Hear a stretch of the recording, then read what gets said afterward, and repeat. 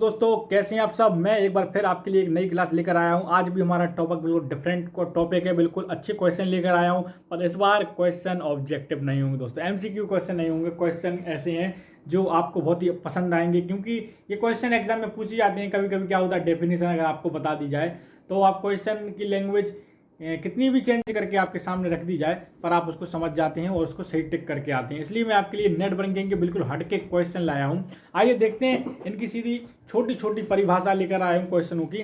तो हमारा जो पहला क्वेश्चन है, जैसा कि आप स्क्रीन पर देख ही रहे होंगे, हमारा पहला क्वेश्चन है कंप्यूटर नेटवर्क क्या है। तो कंप्यूटर नेटवर्क क्या है संक्षिप्त में भी बता चुका हूं, लेकिन थोड़ी सी परिभाषा देख लेते हैं। क्या होता है, कभी कभी लैंग्वेज चेंज हो जाती है तो आप लोग बिल्कुल कंफ्यूज हो जाते हैं। तो हमारा पहला क्वेश्चन जो है वह हो जाएगा हमारा, कंप्यूटर नेटवर्क क्या है। तो जब दो या दो से अधिक कंप्यूटर या कोई अन्य कंप्यूटर हार्डवेयर वायर या वायरलेस के माध्यम से आपस में जुड़े होते हैं तो वे आपस में डेटा का शेयर कर सकें, तो यह कंप्यूटर एक नेटवर्क कहलाता है। तो क्या है, आप समझ गए होंगे कंप्यूटर नेटवर्क क्या है। जब दो या दो से अधिक कंप्यूटर या कोई अन्य कंप्यूटर हार्डवेयर या वायरलेस का मतलब होता है बिना तार से, यानी वाईफाई से, ब्लूटूथ से के माध्यम से आपस में जुड़े हों और वे आपस में डाटा शेयर कर रहे हों या फाइल ट्रांसफ़र कर रहे हों या उसका डाटा ले रहे हों या जो भी कर रहे हों, तो जुड़े हों, अपना डाटा शेयर कर सकते हैं और ये कंप्यूटर का एक नेटवर्क कहलाता है। तो कंप्यूटर की ये दोस्तों परिभाषा हो गई। उम्मीद है आप इस परिभाषा को भूलेंगे नहीं। अगर आप लोगों को ये कोई परिभाषा में कंफ्यूज है तो आप कमेंट करके पूछ लीजिए, और या तो इसका आप लोग स्क्रीनशॉट ले लीजिए। आइए बढ़ते हैं हम अपने अगले क्वेश्चन की तरफ। जैसे कि आप स्क्रीन पर दिख रहे होंगे, दूसरा क्वेश्चन भी यहाँ पर है। क्वेश्चन हमारा, नेटवर्क टोपोलॉजी क्या है। ये क्वेश्चन सीपीसीडी में इनके रिलेटेड, इनसे ही चैप्टर से रिलेटेड एक क्वेश्चन आया था। नेटवर्क टोपोलॉजी क्या है, क्वेश्चन दूसरा है हमारा। तो नेटवर्क टोपोलॉजी की थोड़ी सी परिभाषा लिखी है, आप देख सकते हैं। परिभाषा जो हमारी है वह है, नेटवर्क टोपोलॉजी कंप्यूटर नेटवर्क की बनावट या आकृति को दर्शाता है। जो नेटवर्क टोपोलॉजी है वह कंप्यूटर नेटवर्क की बनावट को दर्शाता है। तो उसकी जो नेटवर्किंग की बनावट होती है तो क्या होता है, ऐसी भी होती है, ट्री टाइप की होती है, या कोई ऐसी होती है। इसकी नीचे, इसके अंदर इसकी क्लास लेकर आऊँगा अलग से। तो ये पूछ रहा है क्वेश्चन हमारा कि नेटवर्क टोपोलॉजी क्या है। तो नेटवर्क टोपोलॉजी कंप्यूटर नेटवर्क की बनावट या आकृति को दर्शाता है। ठीक है, ये आपको क्लियर हो गया। इसके बाद चलते हैं, यानी टोपोलॉजी के माध्यम से यह तय किया जाता है कि कंप्यूटर किस प्रकार से आपस में जुड़ेंगे और डेटा शेयर करेंगे। नेटवर्क टोपोलॉजी के प्रकार निम्नलिखित हैं। जैसा कि आप देख रहे होंगे, नेटवर्क टोपोलॉजी बड़ा बस है, रिंग है, स्टार है, मेश है, ट्री है एंड हार्डवेयर है। जैसा कि मैंने आपको बताया, ट्री की आकृति के नेटवर्क शेयर या डेटा शेयर करते हैं। ऐसा इसका स्टाइल होता है, जो थोड़ा सा डिजाइन देख लीजिए, ये नेटवर्क टोपोलॉजी के अंतर आता है। और रिंग के आकार का होता है। ये सारी अलग से मैं एक क्लास लेकर आ जाऊंगा, ठीक है, इसके लिए। तो आप, मेरा समझाने का मकसद ये है कि नेटवर्क टोपोलॉजी क्या था, ठीक है ना।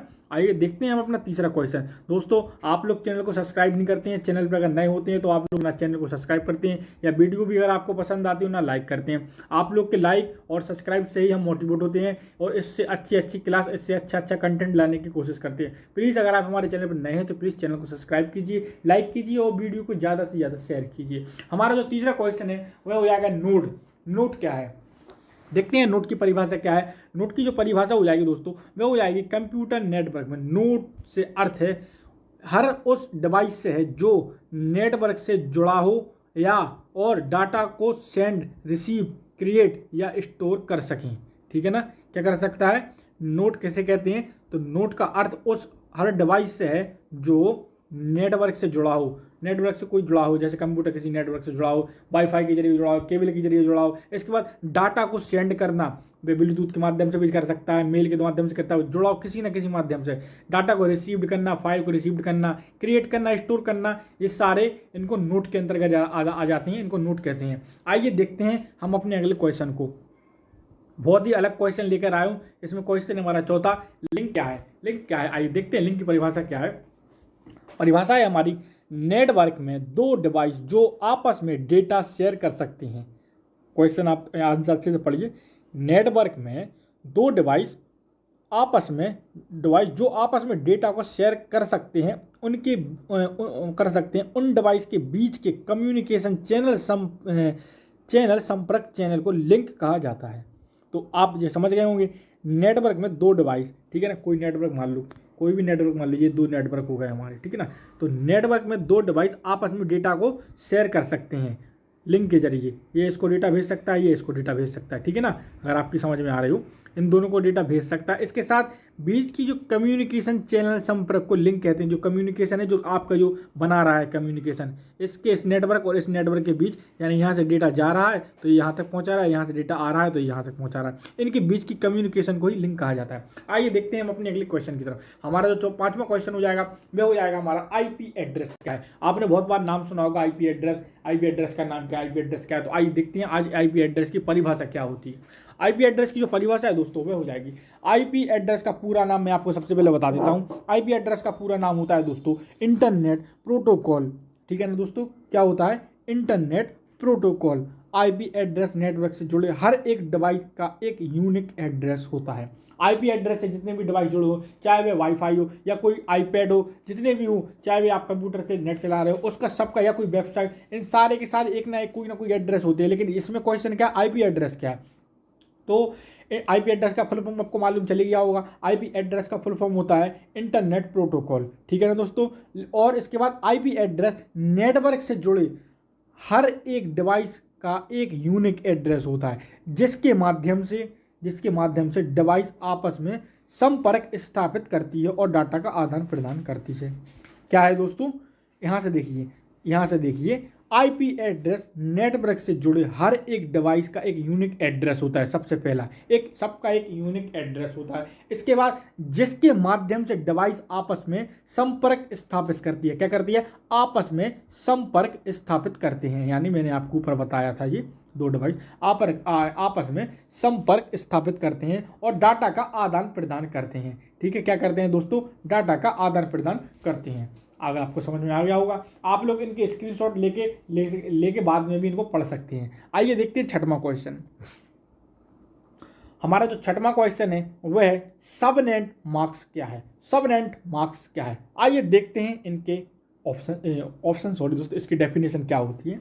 तो हमारे जो डेफिनेशन है वह है सबनेट मार्क्स एक 32 बिट का नंबर होता है। सबसे पहला क्वेश्चन यही बन जाता है कि सबनेट मार्क्स में कितने बिट होती हैं, तो 32 बिट का एक नंबर होता है। इसे सामान्यतः आईपी एड्रेस के साथ डाला जाता है। किसके साथ डाला जाता है? सबनेट को आईपी एड्रेस के साथ डाला जाता है। और इसके आगे क्या लिखा है दोस्तों? सबनेट मार्क्स द्वारा आईपी एड्रेस को नेटवर्क और होस्ट के एड्रेस में डिवाइड करता है। क्या करता है दोस्तों? सबनेट मार्क्स के द्वारा आईपी एड्रेस को नेटवर्क और होस्ट एड्रेस के बीच डिवाइड करता है। इसकी परिभाषा हो गई दोस्तों। आइए बढ़ते हैं हम अपने अगले क्वेश्चन की तरफ।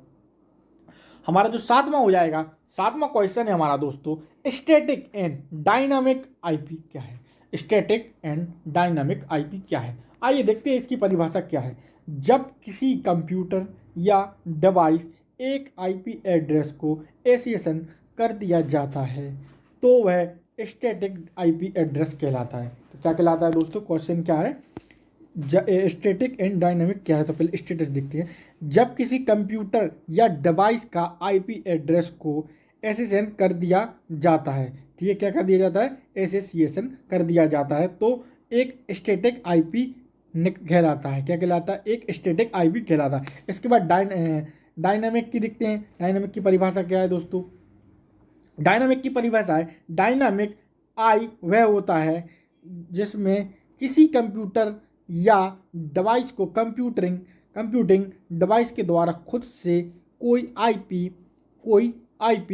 असाइन किया जाता है। क्या किया जाता है? असाइन किया जाता है। ठीक है दोस्तों, ये इनकी डेफिनेशन हो गई है। बढ़ते हैं हम अपने 8वें क्वेश्चन की तरफ। और ये आई समय समय पर बदलता भी रहता है। उसकी डेफिनेशन थी, थोड़ी नीचे आ गई थी।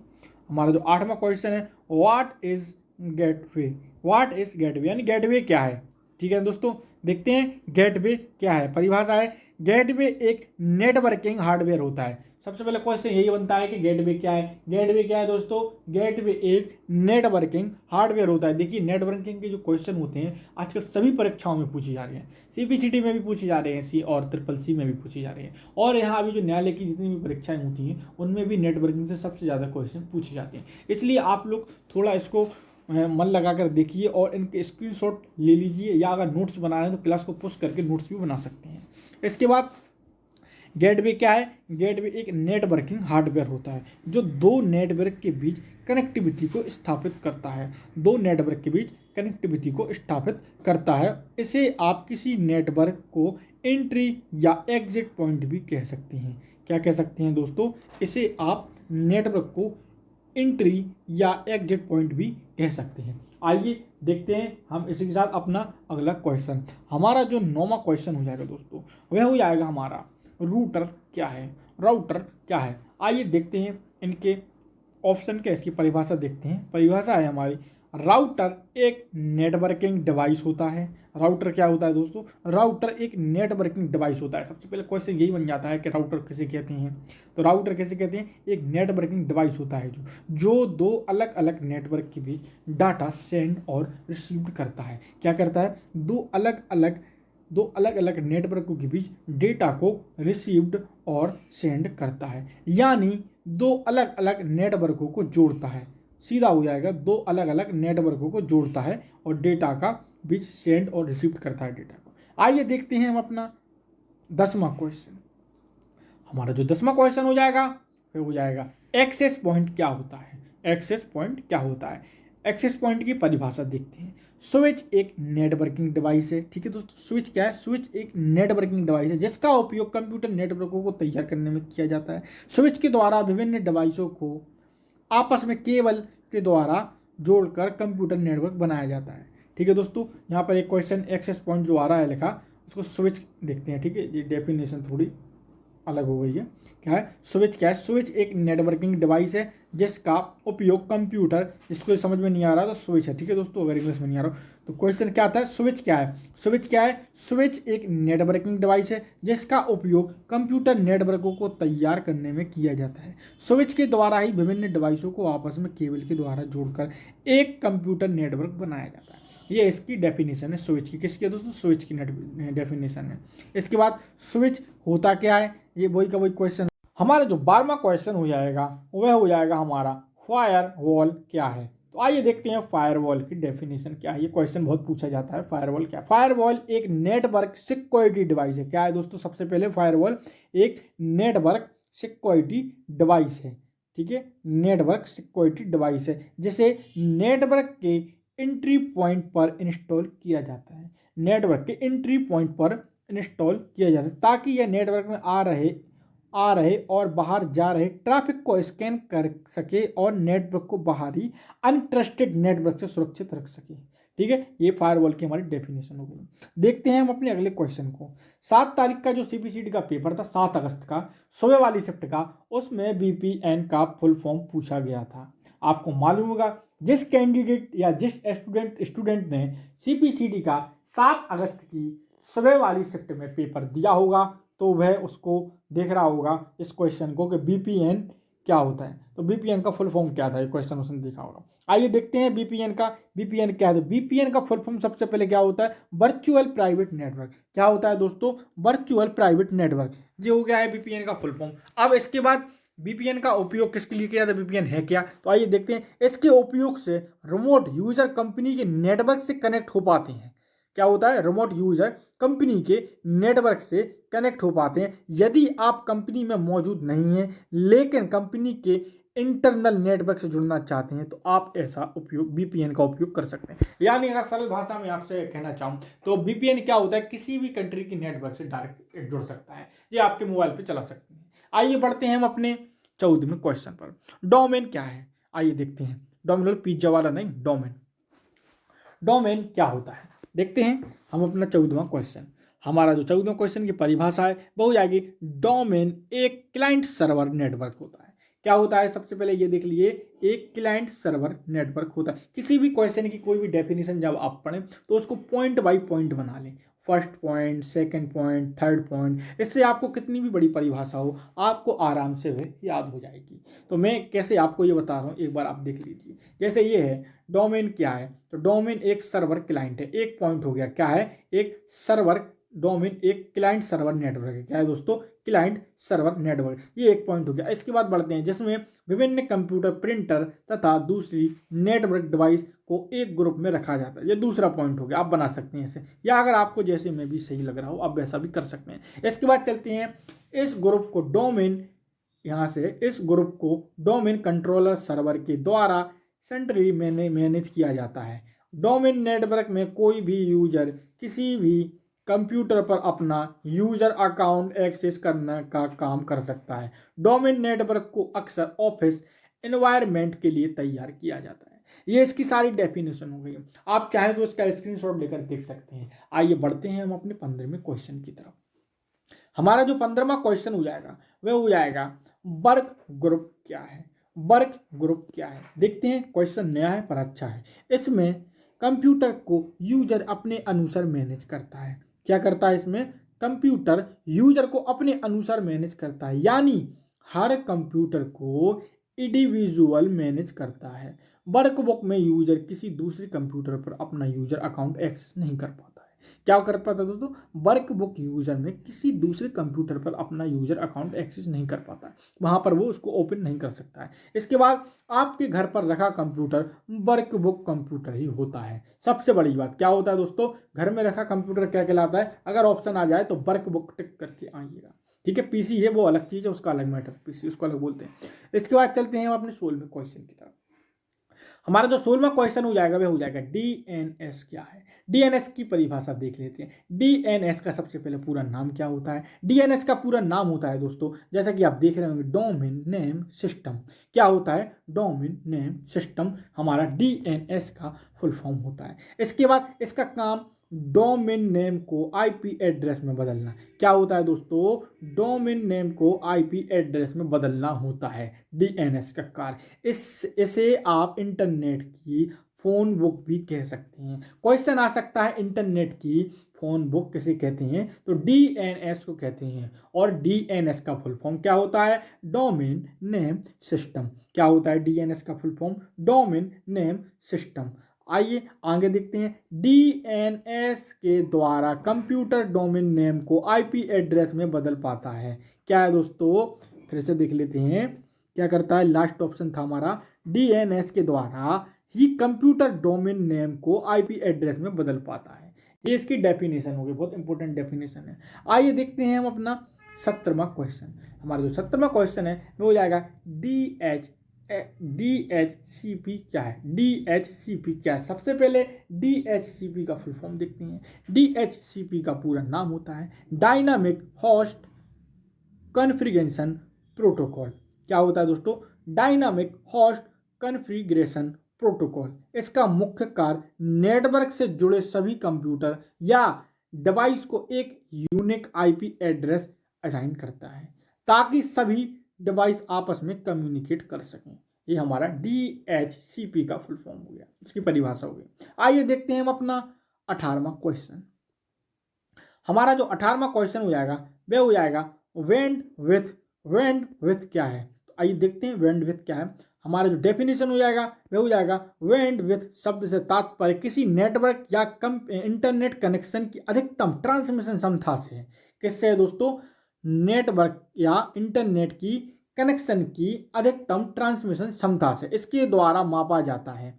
किसके द्वारा मापा जाता है? बैंडविड्थ के द्वारा ही मापा जाता है। इसकी कनेक्शन की अधिकतम कितनी दूर तक ये पकड़ता है। इसके बाद की एक विशेष कनेक्शन से सॉरी दोस्तों, ये दिख नहीं रहा होगा आप लोगों को, फिर से देख लेते हैं।